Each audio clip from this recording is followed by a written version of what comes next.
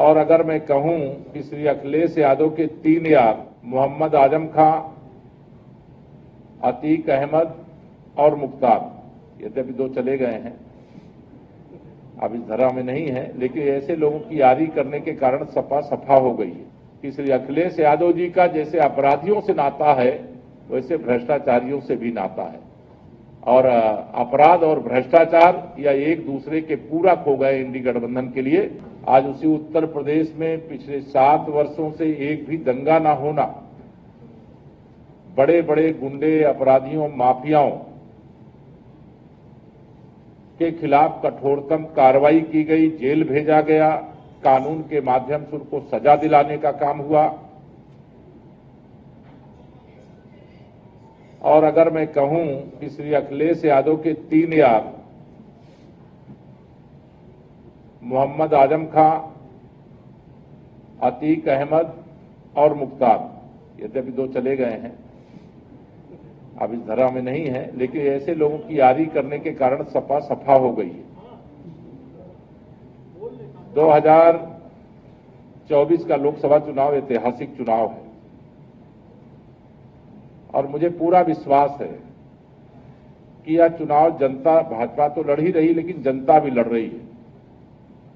आम जनता चाहती है कि 2024 में माननीय नरेंद्र मोदी जी के नेतृत्व में तीसरी बार भारतीय जनता पार्टी की गठबंधन की सरकार बने और जो लक्ष्य हमारे आदरणीय प्रधानमंत्री जी ने दिया है कि भाजपा अकेले दम पर 370 और भाजपा गठबंधन 400 से अधिक सीटें जीते, तो उसका समर्थन पूरे देश से प्राप्त हो रहा है।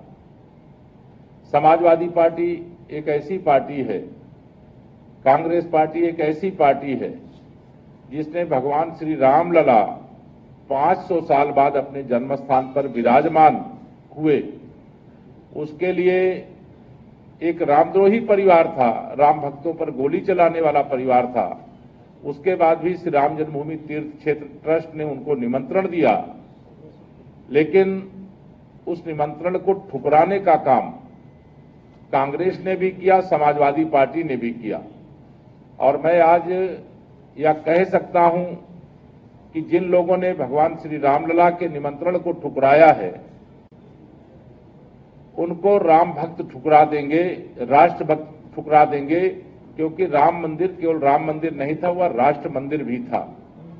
और आश्चर्य तो मुझे तब हुआ जब हमारे विधानसभा के सम्मानित अध्यक्ष श्री सतीश महाना जी ने रामलला के दर्शन का कार्यक्रम सदन के सभी सदस्यों के साथ करने का फैसला किया और समाजवादी पार्टी के भी बहुत सारे विधायक रामलला का दर्शन करने जाना चाहते थे, लेकिन सपा बहादुर श्री अखिलेश यादव जी ने अपने ही दल के विधायकों को रामलला का दर्शन करने जाने से रोक दिया और उसी के कारण से समाजवादी पार्टी में अंतर कलह उजागर हो गया।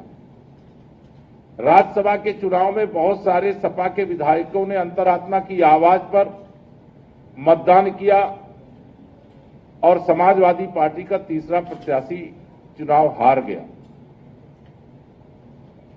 आज जो अहंकार भरी बातें समाजवादी पार्टी या कांग्रेस पार्टी या बहुजन समाज पार्टी में सपा, बसपा, कांग्रेस तीनों को अगर कहूं कि इनका भविष्य उत्तर प्रदेश की राजनीति में समाप्त है तो कोई गलत नहीं होगा।